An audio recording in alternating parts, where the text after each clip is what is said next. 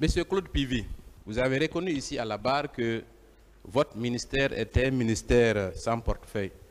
Il vous a fallu beaucoup de temps pour admettre qu'en réalité, ce poste ne vous a été accordé qu'en récompense des efforts que vous avez fournis. Mais finalement, vous convenez avec nous que c'était un ministère c'était une coquille vide. Qu'en réalité, ce poste de ministre chargé de la sécurité présidentielle était en réalité un bras armé du régime en place pour réprimer toute voix dissonante. Cela, je pense que le tribunal... s'il vous plaît. Oui, Monsieur le Président, j'en viens aux questions. Vous avez parlé de cette mission de Manéa. Vous avez indiqué qu'elle vous avait été ordonnée le 25 septembre. Pourquoi alors avoir attendu jusqu'au 28 septembre, jour fatidique, pour vous rendre, soi-disant, à Manéa pour exécuter cette mission? Pourquoi? J'avais bien dit que, parce que j'avais la mission d'aller avant pour l'abbé, donc auquel j'ai bougé pour l'abbé. Donc j'ai dit que quand je quitte la mission de l'abbé, là je vais maintenant exécuter la mission là.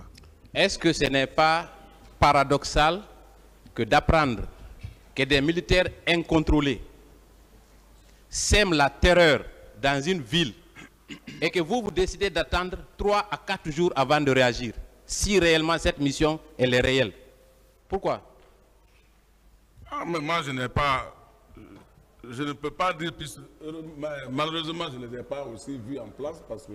Parlez dans le micro. Quand on dit que les gens viennent ici se regrouper, les bandits viennent ici avec des véhicules, ainsi de suite. Donc, je dois prendre un jour auquel je dois m'être bien préparé pour aller là-bas. C'est pour cela que j'ai attendu qu'on quitte l'abbé. C'était pas pour vous préparer. Vous avez dit c'est parce que vous avez une autre mission, n'est-ce pas? Pour l'abbé.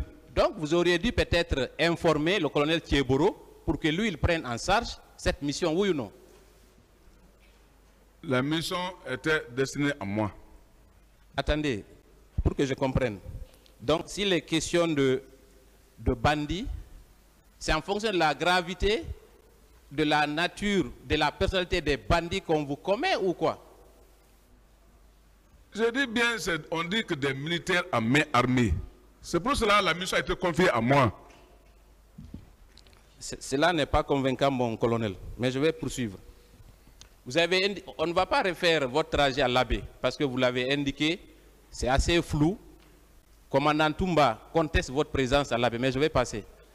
Maintenant, je vais poser la question de savoir pourquoi vous dites que quand vous êtes allé à l'abbé, le fait qu'il y ait eu du carburant au lieu du gasoil, on a mis de l'essence, ça a été le cheval de bataille de la défense. Pourquoi vous dites que cela constitue pour vous un complot contre le régime du président Dadis? Pourquoi?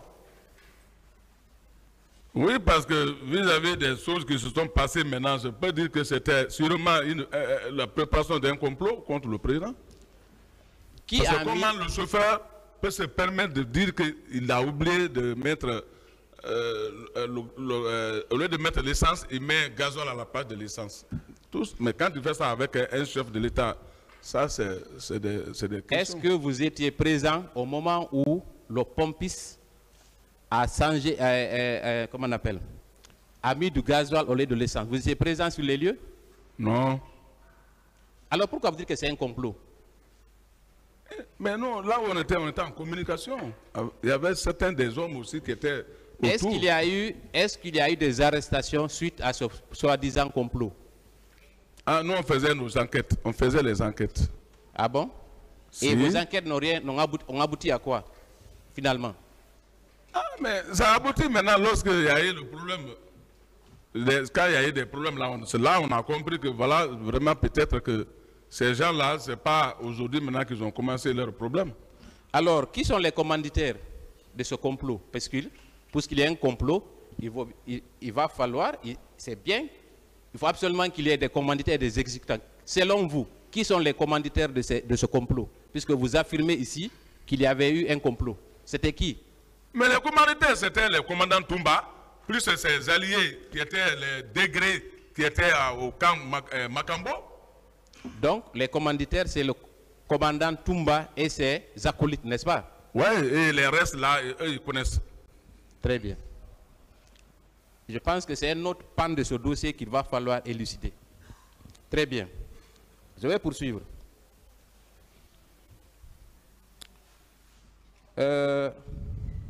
Vous dites, quand on vous pose des questions sur votre agenda du 28 septembre, vous avez tendance à dire, allez demander aux gens de Bambeto. Quand je passe, je suis acclamé. Est-ce que vous maintenez cette déclaration? Je maintiens ça. Dans tout Conakry, je maintiens ma déclaration là. Donc, cela signifie que quand vous passez, vous ne passez pas inaperçu parce que, d'abord, vous êtes connu du grand public et ensuite, vous êtes toujours avec un arsenal de guerre, n'est-ce pas? Même quand je suis en civil, dans tout ce pays-là, partout où je vais, tout le monde me connaît. Très bien. Que c'est le colonel Pivi qui est venu ici, même si je suis en civil. Donc, il n'y a aucun risque que quelqu'un vous confonde à quelqu'un d'autre, oui ou non?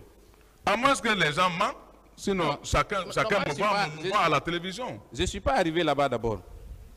Donc, quand une population connaît un cadre, il est certain que quand on vous aperçoit quelque part, on ne peut pas vous confondre à un autre militaire, oui ou non? Logiquement. Moi, j'ai bien dit que moi, quand quelqu'un, le Guinéen me voit, il me connaît que c'est moi, le colonel Pivi. Alors, À moins qu'il cherche à mentir que c'est voilà. Sinon ça, moi, je suis toujours connu dans ce pays-là. Et hors du pays encore. vous savez, mon colonel, vous avez peut-être décrit votre parcours selon vos termes. Vous aurez arrêté des dizaines de bandits. Mais vous avez commis aussi tellement d'exactions qu'il est impossible de vous confondre à un autre militaire, mon colonel. Partout où vous passez, si vous ne s'aimez pas la mort, vous s'aimez la désolation. Depuis plusieurs années. N'est-ce pas?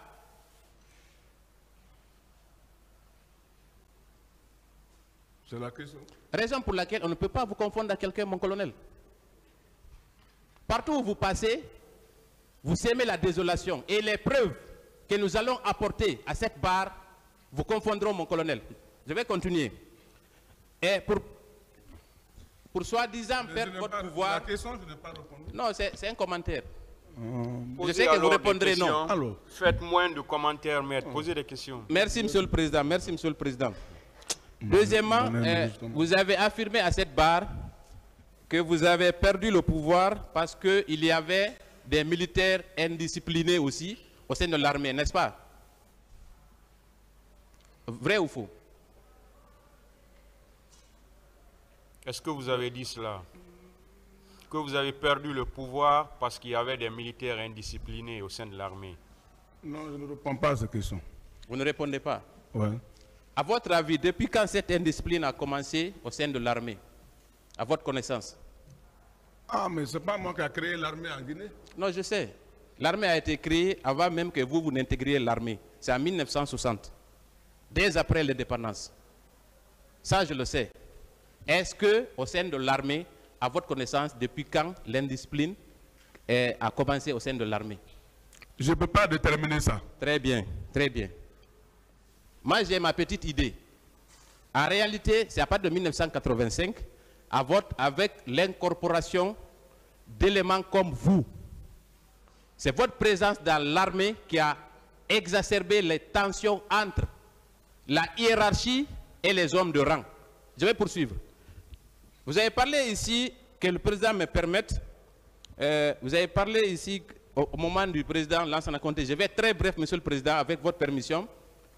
Vous avez déclaré ici que c'est vous qui avez sauvé le général Lansana Conté quand il a été au camp, n'est-ce pas? Avec la permission de Monsieur le Président, puisque vous avez évoqué cet épisode de notre histoire. Nous n'avons pas le droit de falsifier notre histoire. Est-ce que vous avez dit cela? Quand il a été amené au camp. Avec votre permission, Monsieur le Président, je peux répondre. Mais la manière qu'il a envoyé la question, c'est pour m'insulter ou quoi? Il ne vous a pas insulté nullement. Mais quelle dignité?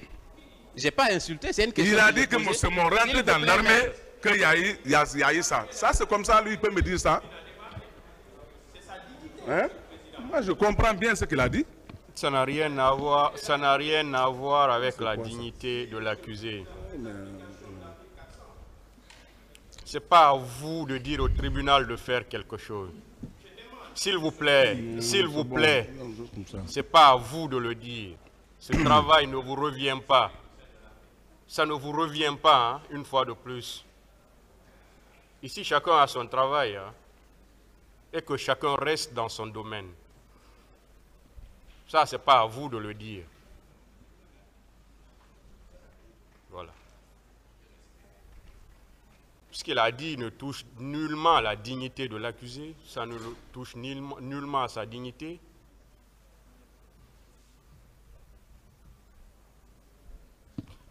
Allez-y avec voilà, la je voudrais question, reprendre ma question. Je crois qu'on fait de la surenchère de l'autre côté, mais ça ne marchera pas. Est-ce que vous maintenez votre déclaration selon laquelle c'est vous qui avez sauvé le général Lansana Conté quand il a été conduit au camp suite à la mutinerie de 1996? Est-ce que vous maintenez cette déclaration? Je maintiens la partie là. Est-ce que vous connaissez colonel Seni Bangoura? Vous le connaissez? Armée gauche. Paix à son âme, je le reconnais. Vous l'avez connu? Paix à son âme, je l'ai connu. Alors c'est lui qui a sauvé le général Lansana Conté, je vous l'apprends. Vous ne pouvez pas falsifier l'histoire, mon colonel. Vous savez pourquoi il a été assassiné une semaine après? Il a été tué au cours d'un rassemblement, vous vous souvenez? Je me souviens, je sais qu'il a été tué au cours d'un rassemblement. Donc c'est le héros de cette histoire, ce n'est pas vous. Je vais poursuivre.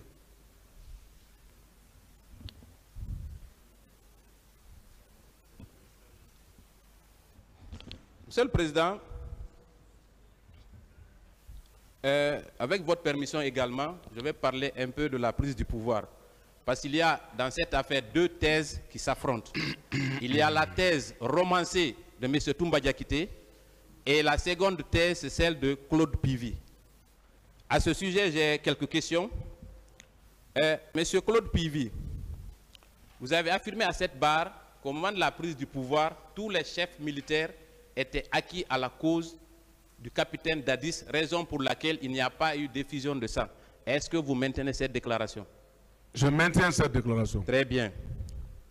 Est-ce que vous connaissez le colonel Tidjane, l'ancien directeur de renseignement du général Lansana Conté? C'est ma classe, je le connais. Très bien. Est-ce que vous connaissez le colonel Fodeba Touré, ancien commandant de la BSP, qui était basé à Koundara au moment des faits? Je le connais. Très bien. Alors, pourquoi ces deux ont été arrêtés et conduits au camp Koundara si, en votre sein, il y avait l'entente et l'harmonie comme vous le décrivez ici? Pourquoi? Ce que nous, on connaît, il y avait l'attente. Non, ce n'est pas vous. Il faut expliquer. Puisque vous attribuez aujourd'hui le mérite d'avoir donné le pouvoir au capitaine Dadis. Il va falloir que vous expliquiez les conditions, mon colonel. Pourquoi alors ceux-ci ont été arrêtés? Je n'ai pas de réponse pour ça. Très bien. Je vais poursuivre. Vous pouvez continuer à ne pas répondre. Est-ce que vous connaissez le colonel BIS, Ibrahima Sori Touré, actuel ministre de l'Urbanisme et de l'Habitat? Vous le connaissez? C'est un promotionnaire, je le connais. Très bien. Lui aussi, il était acquis à votre cause au moment des faits? Bien. Vous êtes sûr? Si. Alors pourquoi le colonel Toumba est parti l'arrêter, le désarmer? Pourquoi? Je vous ai bien dit ici qu'il faisait des trucs qu'il ne prend même pas l'ordre avec le président. Il a fait ça de lui-même. Donc vous confirmez que celui-ci, tout au moins, il a été désarmé par le commandant Toumba, oui ou non? Moi, j'aurais appris qu'il avait fait ça sans ordre de quelqu'un, de lui-même. Moi, je ne m'intéresse pas si... Est-ce qu'il l'avait fait? Voilà, très bien. Ce qu'il veut savoir. Si. Alors, donc, cela signifie que tous les chefs militaires n'étaient pas d'accord pour que M. Moussa Dadis Camara prenne le pouvoir, oui ou non? Non.